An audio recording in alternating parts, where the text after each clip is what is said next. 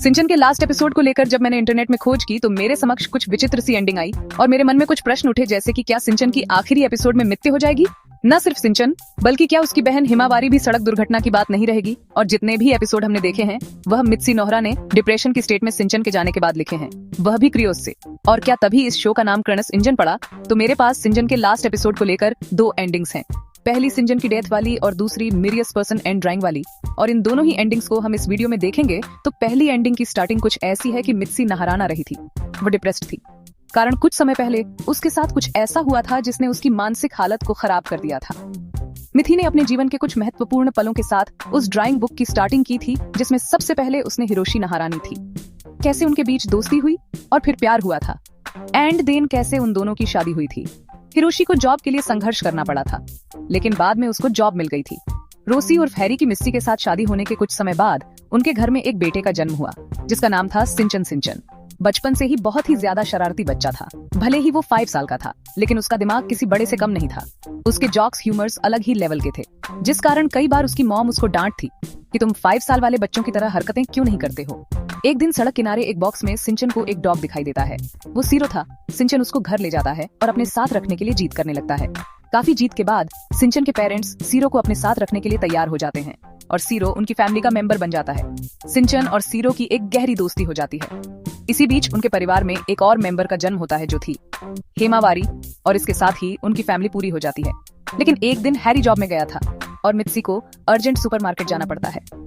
मौसम खराब होने के कारण मित्सी को सिंचन और हिमावारी दोनों को अपने साथ ले जाना पड़ता है। मित्सी को पता नहीं था कि यह दिन उसके लिए बहुत भारी होने वाला है। मित्सी सेल में उलझ गई और दूसरी ओर हिमावारी रंगते हुए मॉल से बाहर निकल गई और रोड में चली गई। जब सिंचन ने यह देखा तो वह दौड़ते हुए उसको बचाने गया और दोनों को कार ने टक्कर मार दी और दोनों वहीं पे खत्म। इसके बाद मित्सी डिप्रेशन में चली गई और क्रियोसे से सिंचन के पुराने किस्से को याद करते हुए ड्राइंग करती थी। सीरो ने भी सिंचन की याद में खाना पाना बंद कर दिया था। सालों बाद मित्सी ने यह ड्राइंग सिंचन के राइटर्स को दे दी और फिर राइटर ने सिंचन की कहानी लिखी जो कि टीवी में आती है, और इस चीज के साथ पहली एंडिंग खत्म होती है। वैसे तो सिंचन का कोई ऑफिशियल लास्ट एपिसोड नहीं है और ये जो एपिसोड है वह भी फैन मेड है, लेकिन इसके बावजूद मुझे ऐसा लगता है कि सिंचन जैसे फनी शो की इतनी इमोशनल एंडिंग नहीं होनी चाहिए, और इतनी इमोशनल एंडिंग का कोई सेंस भी नहीं बनता। भले ही एंडिंग ना बनी हो, लेकिन फिर भी फैंस को पता नहीं क्यों अपने पसंदीदा शो की एंडिंग के बारे में जानने की क्यूरियोसिटी होती है। शायद इसका कारण यह हो सकता है कि फैंस धीरे धीरे बड़े हो रहे हैं और अब उनको इस शो को देखने का समय नहीं मिलता। वह कहीं ना कहीं यह चाहते हैं कि इस शो की एंडिंग हो जाए और उनको डीप डाउन यह सेटिस्फेक्शन मिल जाए कि हमने उस शो को कंप्लीट एंड तक देखा है। अब सिंचन के ऑफिशियल राइटर तो एंडिंग लिखने से रहे, तो क्यों ना फैंस ही मांगा बुक्स की मदद से खुद ही स्टोरी कंप्लीट कर लें। ऐसे ही एक और एंडिंग आप सबके समक्ष प्रस्तुत है। Presenting the last chapter on of Shinchan the final goodbye और एजेंट इट एपिसोड की शुरुआत होती है। हर रोज की तरह ही नोहरा फैमिली की अफरा-तफरी से मित्सी सिंचन को जगाने की कोशिश कर रही थी। हैरी अपनी खोई हुई टाई ढूंढ रहा था। हेमावारी अपने खिलौने जमा रही थी। सिंचन लुढ़कते हुए अपने बिस्तर से बाहर निकलता है और बोलता है, मॉम मैं जाग गया हूँ, लेकिन मेरे पैर अभी भी सो रहे हैं। नाश्ता हमेशा की तरह गर्म था। सिंचन ने अपने ब्रेड को जूस में डुबा कर खाने की कोशिश की और फिर शिकायत की कि वो डूब गया, लेकिन अपनी मॉम से सर पे एक मुक्का खाने के बाद सिंचन गुड बाय मॉम कह के स्कूल चले गया। एक अनजान व्यक्ति सिंचन को दूर से देख रहा था। सर पे टोपी, लंबा जैकेट पहने वो पूरी तरह ढका हुआ था। स्कूल से आने के बाद सिंचन डेस्क पर एक लेटर देखता है। उस लेटर में कोई नाम पता नहीं था, लेकिन वह एक्शन मार्क्स वाले स्टिकर से कवर था जो क्लियर दर्शा रहा था कि सिंचन के लिए यह लेटर किसी ने रखा है जो उसे अच्छे से जानता है। सिंचन लेटर ओपन करता है। उसमें लिखा था, उस पहाड़ी पर आ जाओ जहाँ से सनसेट दिखता है, मुझे तुम्हें कुछ इंपॉर्टेंट बात बतानी है। सिंचन सर खुजला हुए बोलता है, कहीं ये मेरे चौकोबी को चुराने के लिए कोई जाल तो नहीं है, जाकर देखना पड़ेगा।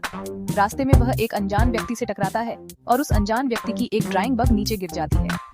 वो व्यक्ति उसको उठाता है और सिंचन को देते हुए कहता है, ये तुम रखो, तुमको इसकी जरूरत पड़ेगी, और जल्दी में चले जाता है। सिंचन बोलता है, मुझे तो ये अंकल थोड़े पागल लग रहे हैं, और फिर पहाड़ी की ओर चले जाता है। वहाँ वह देखता है कि एक व्यक्ति उसको पीट करके खड़ा है। सिंचन उसके पास जाता है। वह देखता है कि वह उसके डैड यानी हीरोस हैं। हीरोस अपना गला साफ करते हुए कहते हैं, सुनो सिंचन बेटा, मुझे तो तुमसे कुछ बात करनी है। हमें जॉब की वजह से सिटी छोड़ के जाना पड़ रहा है। तुम अपने दोस्त से शायद अब नहीं मिल पाओगे। सिंचन बोलता है, यह आप क्या बोल रहे हैं? डैड, मैं वहाँ किसके साथ खेलूंगा? मुझे वहाँ नहीं जाना, मैं कुछ नहीं कर सकता। सिंचन उसके डैड रिप्लाई करते हैं। नेक्स्ट डे सिंचन स्कूल जाता है और अपने सभी दोस्तों को मस्ती मजाक करते हुए इस बात को बताता है। सिंचन अंदर से दुखी था, लेकिन वो बाहर से दिखा रहा था कि जैसे उसको कुछ फर्क ही नहीं पड़ता। सिंचन के सब दोस्त उदास हो जाते हैं। मसाह तो रोने लगता है, लेकिन सिंचन मजा के मुंह मूड में बोलता है, कोई बात नहीं मचाओ, तुम मुझसे वहाँ मिलने आ जाना।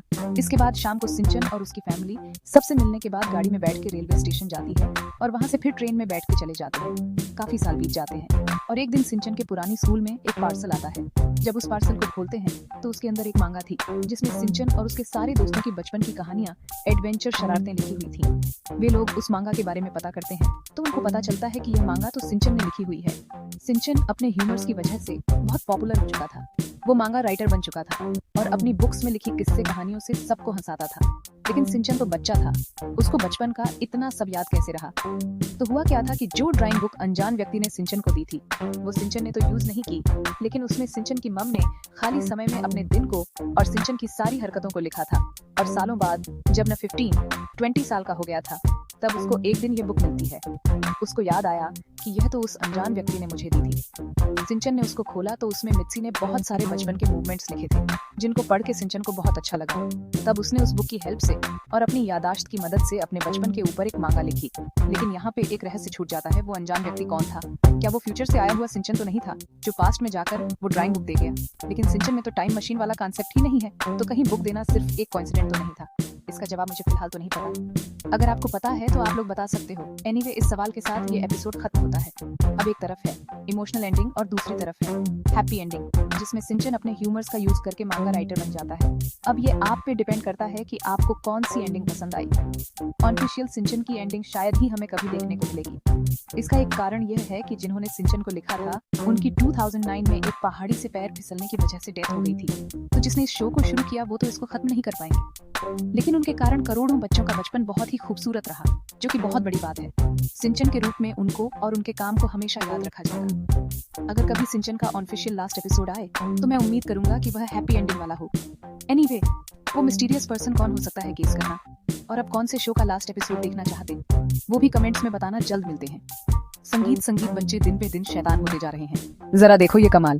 तो बात ये है, हमारा ये छोटा भाई तो सोने वाला था, पर इसके तो कुछ और ही इरादे हैं। मम्मी अंदर आती हैं, बड़ी सीरियस बनकर सोच रही हैं पकड़ लूंगी इसे रंगे हाथों। लेकिन रुकिए, ये क्या है? चादर के नीचे गुब्बारे वाला सिर रखा है। मम्मी को पूरा यकीन हो जाता है कि ये सो रहा है। प्यार से चादर ठीक करके चली जाती है और हमारा चालाक बच्चा वापस अपने फोन पर खिलखिलाकर हंस रहा है जैसे कोई छोटा सा मास्टरमाइंड। सोचते हो कितना होशियार है? तो फिर देर किस बात की? सब्सक्राइब बटन दबाओ और मस्ती में शामिल हो जाओ।